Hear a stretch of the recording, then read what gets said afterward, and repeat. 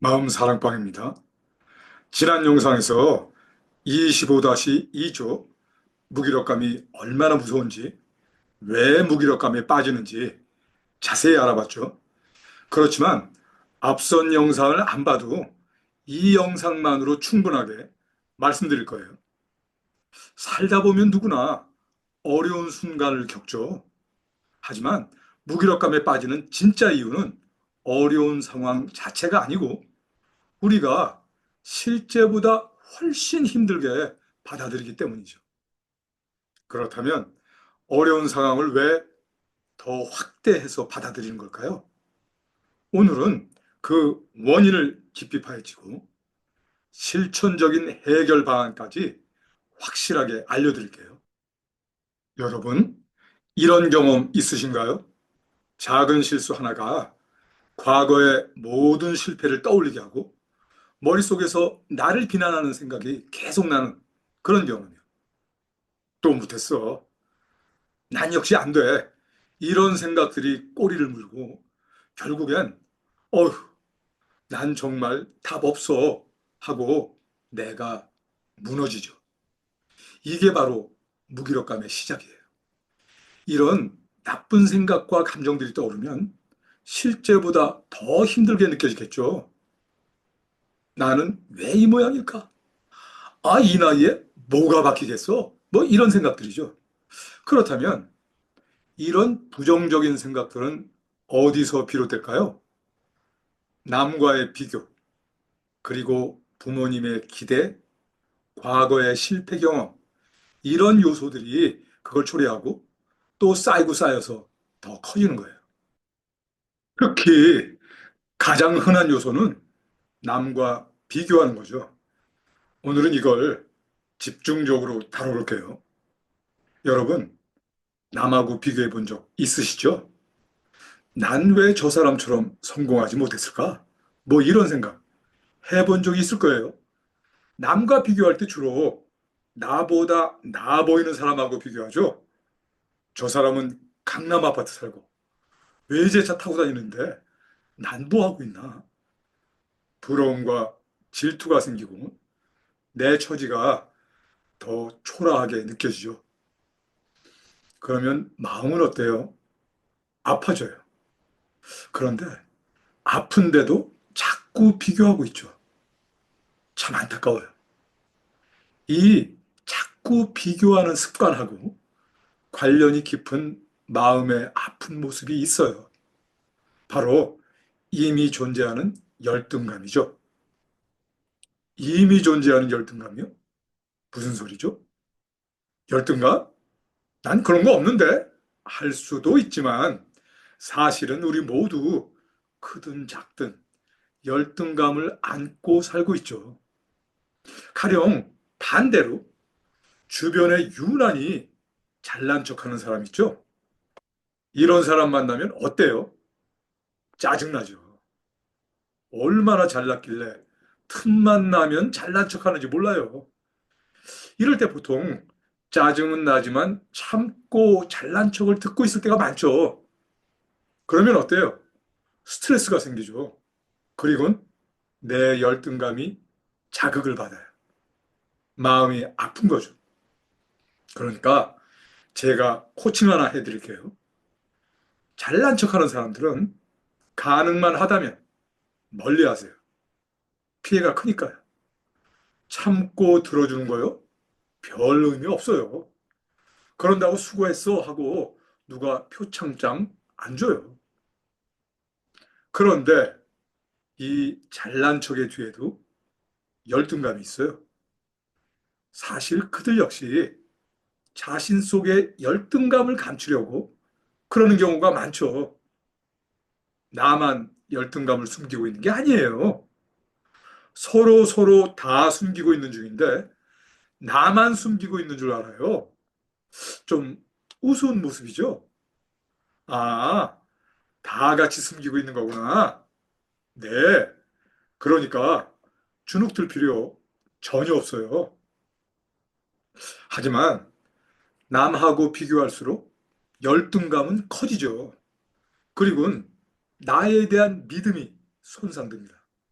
어? 나에 대한 믿음이라고요? 이건 무슨 얘기죠? 열등감이라는 건 남하고 비교해서 난 더 못한다, 더 못났다 하는 건데 이러다 보면 아예 난 못해, 난 원래 못났어 하고 나에 대한 믿음 자체가 손상되죠. 먼저 개념을 알아볼게요. 나에 대한 믿음이란 내가 하는 판단, 내가 느끼는 감정, 이걸 믿는 힘이에요. 이 믿음이 강하면 나 괜찮아 하고 날 잘 받아들이고 나 할 수 있어 하고 자신감이 커지죠.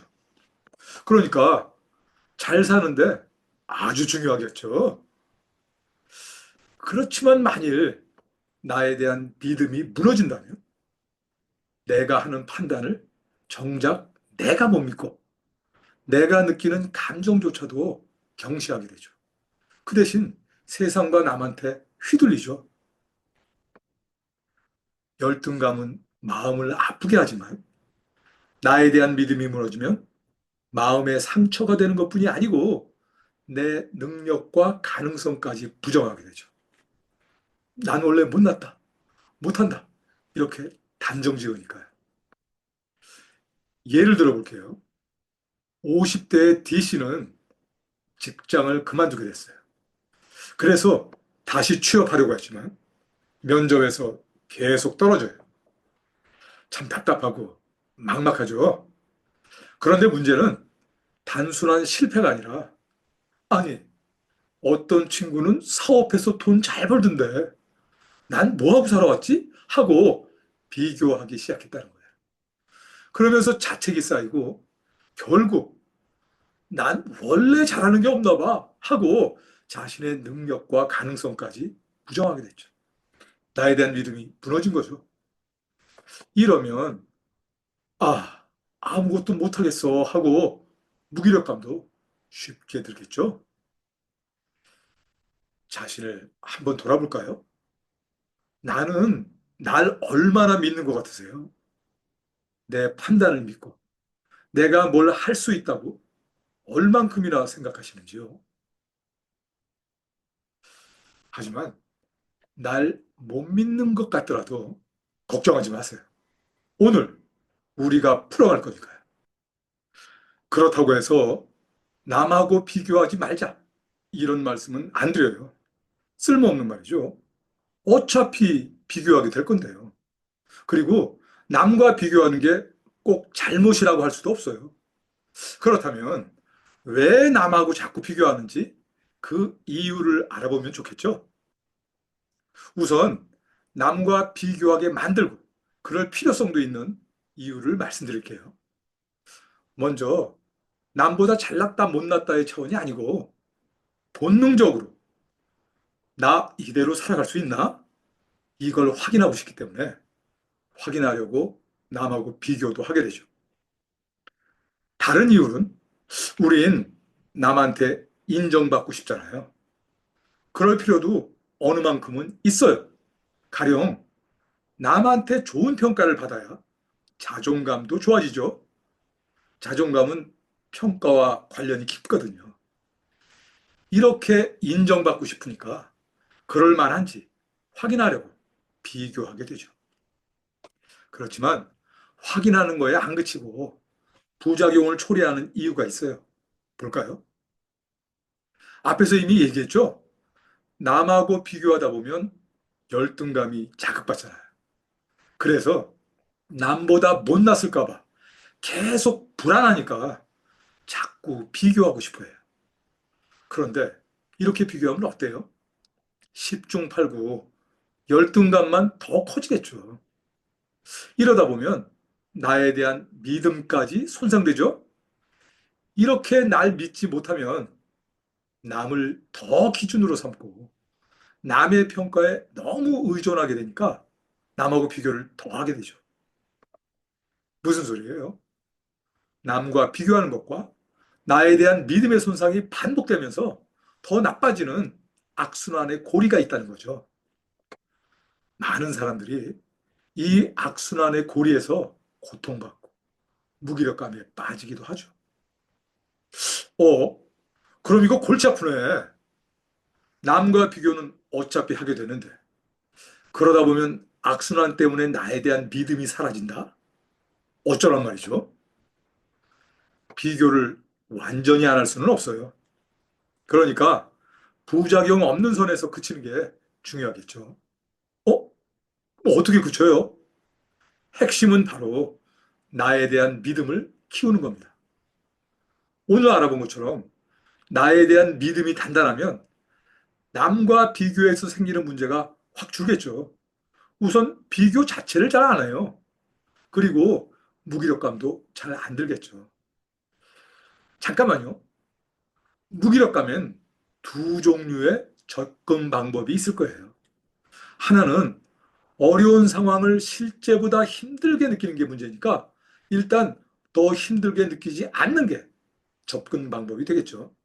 이게 앞선 영상에서 말씀드린 실천 방안이에요. 또 다른 접근 방법은 더 힘들게 하는 원인을 찾아서 그 원인을 해소하는 것도 필요하죠. 그 원인은 밑에 깔려 있는 마음의 상처예요. 우리는 여러 가지 마음의 상처를 안고 살죠. 그 중에서 무기력감의 원인으로는 열등감과 나에 대한 믿음의 손상이 중요한데 앞에서 살펴본 것처럼 나에 대한 믿음의 손상이 더 근본적인 원인이에요. 자, 그러면 이제 나에 대한 믿음을 키우는 실천적인 방안을 알아봐야겠죠? 첫 번째로 제일 중요한 실천 방안은 무기력감의 중요 원인이 나에 대한 믿음의 손상이라는 것. 이게 심해지는 악순환의 고리. 이렇게 오늘 얘기한 구조를 잘 이해하는 겁니다. 이해하는 것만으로도 놀라운 치유가 시작될 수 있어요. 어? 왜 그런 거죠? 모든 심리적 고통을 치유하는 힘이 이미 우리 안에 있어요. 그래서 어떤 학자는 이걸 평범하지만 마법과 같은 거라고 했죠. 가령 감기 걸렸을 때 감기약이 병을 직접 고치는 게 아니에요. 사실 감기약은 우리 몸이 감기와 싸울 수 있게 돕는 것뿐이죠. 감기를 이겨내는 진짜 주인공은 우리 몸의 면역력이에요. 약은 이를테면 막힌 곳을 뚫어주는 역할을 하는 거죠. 이 원리를 마음의 치유에도 그대로 적용할 수 있어요. 고통을 치유하는 가장 강력한 힘도 바로 우리 마음 속에 이미 존재하는 자기 회복 능력이죠. 하지만 어떤 이유들 때문에 그 힘이 막혀 있을 때가 많죠. 그래서 세상엔 많은 심리치유 방법이 있는데 이것들은 다 그 막힌 곳을 잘 뚫어주자는 거죠. 그런데 막힌 걸 뚫어주면 자기 회복만 하는 걸까요? 아니에요. 스스로 더 잘 되고 성장하려는 힘도 살아납니다. 우리 모두에게 있는 마법 같은 힘이죠.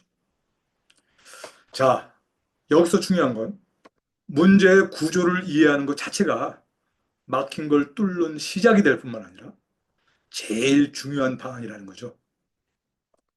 다른 실천 방안들도 비슷한 면이 있어요. 실천 방안 자체가 해결할까요? 아니죠. 이걸 시도해서 막힌 곳만 뚫으면 된다는 게 포인트예요.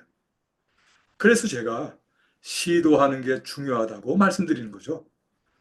필요를 느끼고 시도하시면 그걸로 충분합니다. 두 번째 실천 방안은 나에게 우호적인 사람한테 고민을 털어놓고 지지를 받는 거예요. 배우자, 친구, 자녀, 동료, 누구라도 좋아요. 이미 잘 알고 있는 거죠. 이게 대단하진 않지만 나도 모르는 사이에 나에 대한 믿음을 살아나게 하죠. 그런데 이거 뻔하잖아. 별 수 없는데? 라고 생각하는 분들 계시죠? 하지만 그건 마음을 잘못 먹어서 그런 거예요. 그 사람들 만났다고 문제가 해결될 걸 기대하면 안 되죠. 그러면 실망해요. 문제는 내가 푸는 거죠. 그렇다고 걱정하진 마세요. 왜냐? 그렇게 만나서 그 사람들한테 얻을 건 사회적 지지일 뿐이고, 그걸로 막힌 곳만 조금 뚫리면 나 스스로 자기 회복하고 자기 성장할 거니까요. 이렇게 마음을 고쳐먹으면 효과가 있지요. 세 번째 실천 방안은 내 의지로 작지만 뭘 하는 거예요. 작은 성공이 진짜로 큰 변화를 만들어요. 어떻게 해요? 막힌 곳만 뚫으면 되니까.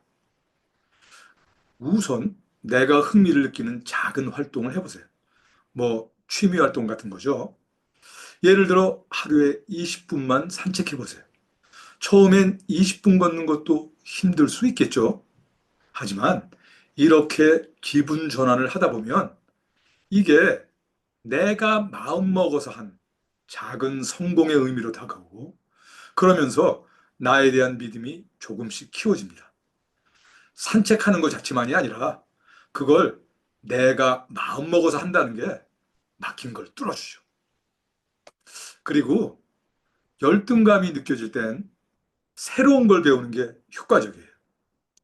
안 해봤지만 흥미가 가는 새로운 걸 배우면 작지만 더 뚜렷한 성공 경험이 되겠죠. 가령 뭐 안 해본 요리, 안 해본 악기 연주, 아니면 뭐 새로운 운동을 배우면서 작은 성공의 기쁨을 느껴보세요. 자, 이제 정리해 볼까요? 남과 비교하는 건 피할 수 없어요. 하지만 그 비교가 나를 무너뜨리지 않도록 하는 게 중요하죠. 비교 속에서 열등감이 커지고 결국 나에 대한 믿음이 손상되면서 무기력감으로 이어지는 게 문제예요. 하지만 실천적인 방안을 시도하시면 나에 대한 믿음을 키울 수 있어요. 그러면 부정적인 생각이 꼬리를 무는 것 같은 남과 비교하는 문제가 해결되고 무기력감도 잘 안 들죠. 그러니까 오늘 소개한 실천 방안을 하나씩 시도해 보세요. 어느 순간 시도의 힘이 여러분을 더욱 단단하고 강한 자신으로 이끌 겁니다.